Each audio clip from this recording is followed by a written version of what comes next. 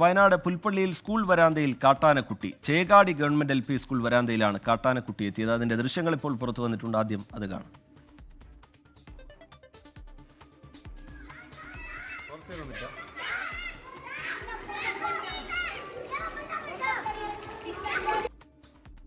സുർജിത്ത് അയ്യപ്പത്ത് വിവരങ്ങളുമായി ചേരുന്നുണ്ട് വയനാട്ടിൽ നിന്ന്. സുർജിത്ത്, കൗതുകമുള്ളൊരു കാഴ്ചയാണ്. പക്ഷേ ഈ കാട്ടാനക്കുട്ടിയെ തിരഞ്ഞ് ആനക്കൂട്ടം എത്തുമോ എന്നൊക്കെയുള്ള ആശങ്കയും ഉണ്ടാവുമല്ലോ സുർജിത്ത്.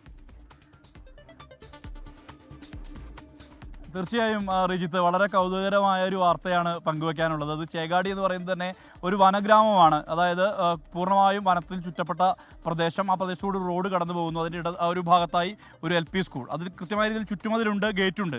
ഗേറ്റ് കടന്നാണ് കാട്ടാനക്കുട്ടി എത്തിയത്. ഒരു വയസ്സിൽ താഴെ മാത്രം പ്രായമുള്ള ഒരു കുഞ്ഞൻ ആനക്കുട്ടിയാണ് വന്നത്. അത് നേരെ ഈ ഗേറ്റിൻ്റെ ഉള്ളിലൂടെ കയറി വരാന്തയിൽ നിലയുറപ്പിച്ചു. ഏതാണ്ട് ഒരു 10 മിനിറ്റോളം ആനക്കുട്ടിയുടെ സാന്നിധ്യം അവിടെ ഉണ്ടായിരുന്നു എന്നുള്ളതാണ് പറയുന്നത്. ഇതിനുശേഷം ഈ കുട്ടികളെ മുഴുവൻ പൂർണ്ണമായി പഠനമുണ്ട്. അതുകൊണ്ട് തന്നെ കുട്ടികളെ പൂർണ്ണമായും സ്കൂളിനകത്താക്കി അധ്യാപകരടക്കം വാതിൽ അടച്ചിടുകയാണ് ഉണ്ടായത്. കാട്ടാനക്കുട്ടി അവിടെ തന്നെ നിലയുറപ്പിച്ച് നിൽക്കുകയാണ് ഉണ്ടായത്. മാത്രമല്ല പല ഭാഗത്തും അതിൻ്റെ സ്കൂൾ കോമ്പൗണ്ടിൽ അങ്ങോട്ടും ഇങ്ങോട്ടും അത് കറങ്ങി നടക്കുന്ന ദൃശ്യങ്ങളും പുറത്തു വന്നിട്ടുണ്ട്.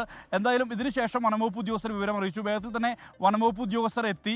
വനംവകുപ്പ് ഉദ്യോഗസ്ഥർ എത്തിയ ശേഷം അവർ നേരെ ഈ കാട്ടാനക്കുട്ടിയെ അവിടെ നിന്നും മാറ്റാനുള്ള ശ്രമമാണ് നടത്തിക്കൊണ്ടിരിക്കുന്നത്. കൂട്ടം തെറ്റി എത്തിയതാണ് എന്നുള്ള കാര്യത്തിൽ സംശയമില്ല. നിരന്തരം കാട്ടാനകളൊക്കെ ഇറങ്ങുന്ന മേഖലയാണ് ഈ ചേകാടി എന്ന് പറയുന്നത്. പൂർണ്ണമായും വനത്താൽ ചുറ്റപ്പെട്ട ഏതാനും ആദിവാസി ഊരുകൾ മാത്രമുള്ള പ്രദേശമാണ്. പുൽപ്പള്ളിയിൽ നിന്ന് ഈ ബാവലിയിലേക്കെല്ലാം തന്നെ പോകുന്ന ഒരു വഴി ഈ കാട് വഴിയിലൂടെ ഉണ്ട്. അതിൻ്റെ ഓരത്തായാണ് ഈ വിദ്യാലയം ഉള്ളത്. അവിടേക്കാണ് ഈ കാട്ടാനക്കുട്ടി കടന്നു വരികയും ഏതാണ്ട് അല്പസമയം അവിടെ ഉണ്ടായിരുന്നു. അതിനുശേഷം വനംവകുപ്പ് ഉദ്യോഗസ്ഥർ ഇപ്പോൾ അതിനെ തിരിച്ച് ആ കൂട്ടത്തിലേക്ക് പറഞ്ഞയക്കാനുള്ള ഒരു നീക്കമാണ് ഇപ്പോൾ നടത്തിക്കൊണ്ടിരിക്കുന്നത്. വനംവകുപ്പ് ഉദ്യോഗസ്ഥരെല്ലാം തന്നെ അവിടെയുണ്ട്. അവരുടെ നേതൃത്വത്തിലാണ് ഇപ്പോൾ അതിനെ ആ കൂട്ടത്തിലേക്ക് ചേർക്കാനുള്ള ശ്രമമാണ് നടക്കുന്നത്. ഈ നേരത്തെ അവിടെ കടുവയും പുലിയും ഉൾപ്പെടെയുള്ള വന്യമൃഗങ്ങളുടെ സാന്നിധ്യമുള്ള പ്രദേശമാണ്. ആ പ്രദേശത്ത് തന്നെയാണ് ഇങ്ങനെ ഒരു കൗതുകം എന്നുള്ള നിലയിൽ തന്നെ കാട്ടാനക്കുട്ടി സ്കൂളിനകത്തേക്ക് കയറി വന്നത് എന്നുള്ളതാണ്. ഗേറ്റ് തുറന്നു കിടക്കുകയായിരുന്നു. ആ ഗേറ്റിൻ്റെ ഉള്ളിലൂടെയാണ് അത് നേരെ കയറിയത്. കയറിയ ശേഷം അല്പസമയം മാത്രം, അതായത് ഏതാണ്ട് ഒരു 10 മിനിറ്റ് മാത്രമാണ് അവിടെ ഉണ്ടായിരുന്നത്. അതിനുശേഷം അതിനെ വനംവകുപ്പ് ഉദ്യോഗസ്ഥർ ഇപ്പോൾ ആനക്കൂട്ടത്തിലേക്ക് തന്നെ പറഞ്ഞയക്കാനുള്ള ഒരു തീവ്രമായ ശ്രമം വനംവകുപ്പ് ഉദ്യോഗസ്ഥരുടെ ഭാഗത്തു നിന്ന് ഉണ്ടാകുന്നുണ്ട്. ശ്രീജിത്ത്,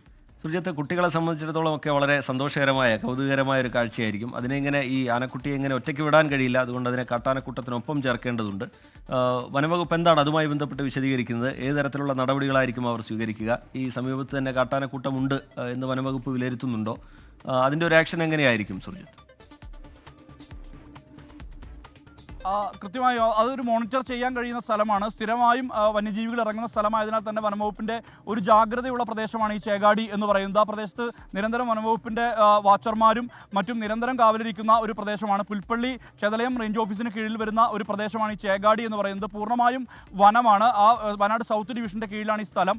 ഉടൻ തന്നെ വേഗത്തിൽ തന്നെ വനംവകുപ്പ് ഉദ്യോഗസ്ഥർ അവിടേക്ക് എത്തി. ഉടൻ തന്നെ ഇതിനെ മാറ്റാൻ, അതായത് ഈ കാട്ടാനക്കൂട്ടത്തെ ട്രാക്ക് ചെയ്യാനുള്ള നടപടികൾ തുടങ്ങിയിട്ടുണ്ട്. അതിലേക്ക് ഈ കാട്ടാനക്കുട്ടി ചേരുന്ന ഘട്ടത്തിൽ പ്രതിസന്ധികളും പ്രശ്നങ്ങളും പൂർണ്ണമായും ഒഴിവാക്കാൻ കഴിയുമെന്നുള്ളത് തന്നെയാണ്. കാരണം ഇത് കൂട്ടം തെറ്റി എത്തിയതാണ്. എത്തിയ മുറയിൽ തന്നെ നേരെ ഗേറ്റ് തുറന്നിടുകയും ആ ഗേറ്റിനകത്തേക്ക് കയറി വന്ന് നേരെ വരാന്തയിൽ നിലയുറപ്പിക്കുകയാണ് ഉണ്ടായത്. ആദ്യഘട്ടത്തിൽ കുട്ടികൾ വലിയ രീതിയിൽ വലിയ ആവേശഭരിതരായവർ ഉറക്കെ വിളിക്കുന്നതൊക്കെ നമുക്ക് ശബ്ദം തന്നെ കേൾക്കാൻ കഴിയുന്നുണ്ട്. അതിനുശേഷം ആനക്കുട്ടി പതുക്കെ കോമ്പൗണ്ടിലേക്ക് ഇറങ്ങി അത് നേരെ ഈ മതിലിൻ്റെ ഓരത്തായി നിലയുറപ്പിച്ചു.